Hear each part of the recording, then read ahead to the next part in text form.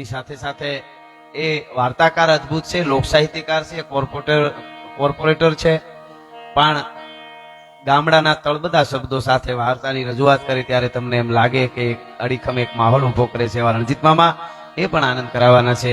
મારો ભાઈ મીઠડો માલધારી છે વિક્રમભાઈ, અને આપણે બધાય આનંદ કરવા માટે મળ્યા છે. ફરી ફરીને એસપી સાહેબ, પંડ્યા સાહેબ, એમણે અમને યાદ કર્યા, બોલાવ્યા, આખો પોલીસ પરિવાર, આઈજી સાહેબ, એમનો મોંઘો સમય, એમાં મેં કીધું એમ રાણા સાહેબ, અને બધાય મને નામની ખબર ન હોય પણ બધા પધારેલા જેટલા મહેમાનો છે એનું અહીંથી સ્વાગત કરી અને લોક સંસ્કૃતિની વાતોની મારે શરૂઆત કરવી છે. લોક ડાયરો એટલે અશોકભાઈ, લોક ડાયરો એટલે એવી વાત નથી કે 50-60 વર્ષ પહેલા, 70 વર્ષ પહેલા કોઈને એવો વિચાર આવ્યો કે આવું કંઈક શરૂ કરી મજા આવે, અમને અમારું જામે, બીજાનું સામે વાળાનું જામે, એવી વાત નથી. માનવ સભ્યતાની આ સૃષ્ટિમાં જ્યારથી શરૂઆત થઈ ત્યારથી લોક સંસ્કૃતિની આ વાતો ચાલી આવે છે, માનવ જીવનના ઘડતરની વાતો ચાલી આવે છે. આમ રેવાય, આમ જીવાય. ડાયરો એટલે શું? કેમ આવાય, કેમ જાવાય, કેમ બેહાય, કેમ ઊભું થવાય, કેમ હુવાય, કેમ જાગાય, કેમ ખાવાય, કેમ ખવરાવાય, કેમ સમજાય, કેમ સંભળાવાય, કેમ બોલાય, કેમ ચાલાય, કેમ જીવાય અને કેમ મરાય, ઈ શીખવું હોય તો ડાયરા સાંભળવા પડે. બાકી બીજું બધું આડેધડ ચાલુ દેવી હોય તો ગમે એમ કરે, એની કોઈ વાત નથી. સાહિત્યની જે આપણી વાત છે, આપણી જે ધારા છે, એ ધારા ઈ શીખવાડે છે. બાકી તો કેટલાય આવ્યા ને કેટલા ગયા છે, નાથ મોરડો કાઢી નાખ્યા, એને હારે કાંઈ લેવા દેવા નથી. પણ કેવડી કેવડી વાતો માનવ જીવનમાં, અને માનવ જીવન છે એના માટે જ બધી વાતો. આ પૂજ્ય સંતોની હાજરી છે. નરસિંહ બાપા, કેવી કેવી આપણે ત્યાં સંતોની ઉજળી પરંપરા છે. ઈ હોંકારો અહીં પીપળી ધામ તમે વયા જાઓ, એક એક ધામ અહીંયા તમે જાઓ, સૌરાષ્ટ્રની ધરતીમાં, ઝાલાવાડની ધરતીમાં, હરિહર આવો આવો આવો, હાથમાંથી ઠામ પડી જાય. પંડ્યા સાહેબ, ખીલીને ખુખારા દિયા પરસુ મેં પતરી, સજણ તું ઘણા જોગ પણ અસાંજી સંપત અધરી. ઈ પ્રેમનો પડકારો છે ને, એનો જેના હાસો પ્રેમ હોય ને હૈયાનો ઉજળો પડકારો હોય ને, તો ઝૂંપડામાં રહીએ તો હવેલીમાં રહીએ છે, બંગલામાં રહીએ છે.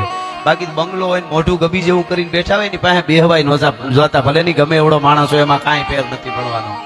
હા, ત્રાપસકર બાપા એ કીધું છે ને, અમારા મેરુબા બાપા ગાતા મને ગમે એટલે એક કડીમાં શું કે છે કે હુકાણા યાદ પાડોશીના બાળના મોઢે. ડાયરા શું કે છે? તું મુઠ્ઠી સણ નાખતો જાજે રે. મહાદેવની ગળતી એટલે શું?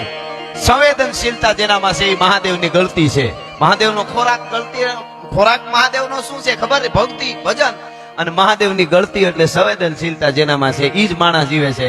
એટલે ત્રાપણકર દાદા લખતા, મેરુબા બાપુ અમારે ગાતા કે હુકાણા યાદ પાડોશીના બાળના મોઢે, તું મુઠ્ઠી સણ નાખતો જાજે રે.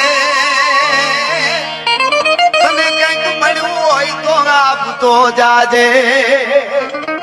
સાહેબ, પંડ્યા સાહેબ, આપે જે જીર્ણોદ્ધાર કર્યો છે, તમને નિમિત્ત બનાવ્યા છે, બહુ મોટી વાત છે. પણ એક વાત નક્કી છે, દુનિયામાં અહીંયા બધા બેઠેલા, એમાં હું આવું. આપણે જે બીજાને આપી દીધું, બીજાના માટે કર્યું, ઈ જ આપણું છે. સીધી વાત કરવી હોય, આવો આવો માલધારી, આવો ઝાલાવાડી ઢોલ જાણે ઝાંઝળ વાગ્યો. હા હા હા. અમારે એક ભરવાડભાઈ આમ બગડામાં ઉભા હતા ને, આમ લાકડીનો ટેકો રાખીને ઢોર બરાબર ચરતા હતા ને, એમાં એક હેઠ નીકળ્યા, એને એમાં ભરવાડભાઈ આમ આવા ઠુળિયા બુળિયા પહેર્યા છે, આમ કરીને ઉપર જોયું, ઉપર પ્લેન જતું હતું. એટલે આમ લાકડી આમ આમ કરીને જોવે તો હેઠ ને એમ કે આ બિચારા ભરવાડ ને ખબર નહીં હોય કે આને શું કહેવાય એમ. એટલે ગાડી ઉભી રાખી, કાચ ઉતારીને કીધું, ભાઈ એને પ્લેન કહેવાય, ખબર નથી ને તને શું કહેવાય? એને પ્લેન કહેવાય.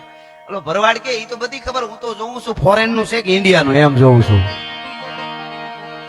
હા હા હા હા, એ ગણિતની જે મજા છે. હા, ઓલા નહીં શિક્ષક સાહેબ ઓલા બાળકોને ભણાવતા હતા, તો એમાંથી એક બાળકને શિક્ષક સાહેબે પ્રશ્ન કર્યો, હું એક પ્રશ્ન કરું છું, એનો જવાબ કોણ આપશે? તો એક માલધારી છોકરો રેડિયાની એરિયલ જેવી છૂટલીને ઉભો થયો. એ કે હું જવાબ આપીશ, હું જવાબ આપીશ. એટલે શિક્ષક સાહેબે કીધું કે એક વાડામાં 85 ઘેટા પૂર્યા હોય, એમાંથી જાપો ખુલ્લો કરો ને 5 ઘેટા જાય વયા જાય તો કેટલા રહીએ? તો કે સાહેબ એકોય નો રહીએ. હે કે એકોય નો રહીએ? અરે કે 85 માંથી 5 વયા જાય તો 80 રહીએ, કેમ એકોય નો રહીએ? એ કે સાહેબ તમારા ચોપડામાં રહીએ, અહીં ડેશબોર્ડ ઉપર રહીએ, પણ વાડામાં નો રહીએ. એક જાય તો બધા વયા જાય. ઈ જે ગણિત છે ને, અહીંથી અમદાવાદ જવું હોય, જુનાગઢ જવું હોય, મેપ તમે લગાડી દો એટલે બધો ઠેઠ સુધીનું બતાવી દે, આમને જવાય. પણ એમાં કેટલા રોદા આવશે ને કેટલા ખાડા પડી ગયા, ઈ તો ગાડી લઈને જાવ તો જ અનુભવ થાય. મેપમાં નો બતાવે ભલા માણસ. એમ જિંદગીમાં અનુભવ કરવો પડે. હુકાણા હાડ પાડો હીના બાળના મોઢે. એમ હું વાત ઈ કરતો હતો, જેને આપ્યું છે, જેને બીજાને દીધું છે, એની વાતો છે.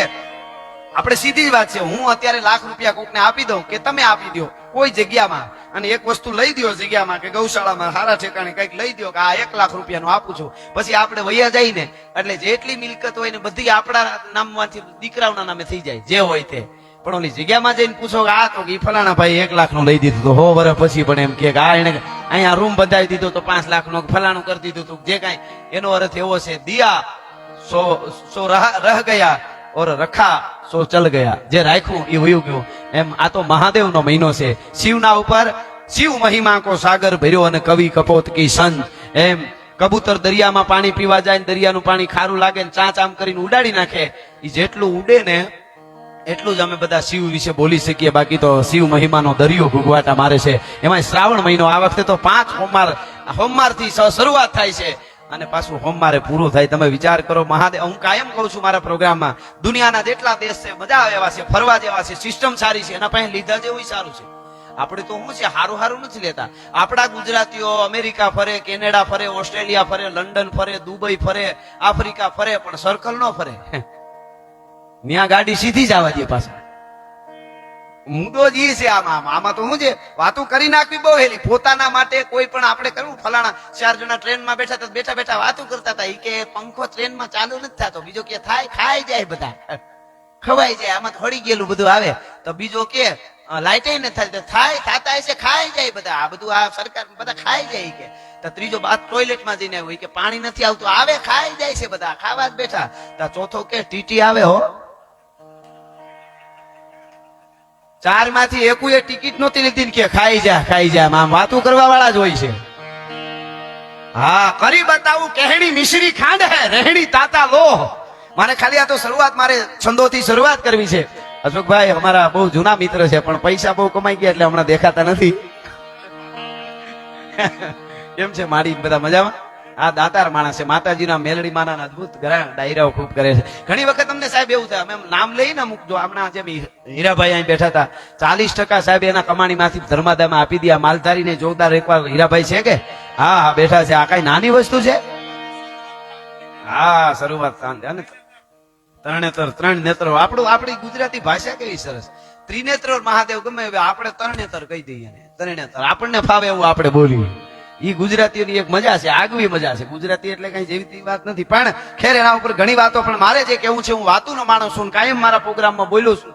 એવો વખત આવશે ભાઈ તો સ્ટેજ થી નીચે ઉતરી જવાની તૈયારી રાખશું, પણ બોલવામાં અમારા સ્તરમાં કોઈ દી નીચે નહીં ઉતરી, તમને ગેરંટી આપી છે. ભલા માણસ બોલ બોલ અમોલ હે બિન તોલે મત બોલ, પહેલે ભીતર તોલ કે ફિર બાહિર તું બોલ.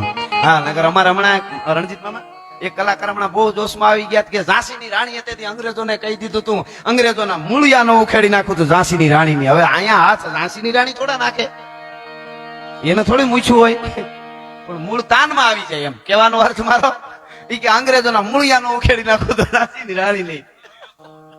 આ લાખણસિંહ બાપા એમણે વાત કરી, મેં સાંભળી, મેં કીધું વાત કરવા જેવી છે. એટલે કઈ ફોન બોન આવે તો લાખણસિંહ બાપાનો વિડીયો બતાવી દઈશું. પણ ખેર કહેવાનો અર્થ મારો એ છે કે લોક સંસ્કૃતિની વાતો છે, લોક સાહિત્ય જીવન દર્શન છે, આપણા માણસો કેવી રીતે જીવા છે એની વાતો જગતના ચોકમાં લઈ લો, ધીરે ધીરે લઈ લો. પૈસા એટલે પૈસા, હારા હારાની નજર. આના ઘણા બધા નામ છે, એનું એક નામ મને બહુ ગમે, આનું એક નામ છે દોલત. 2 વાર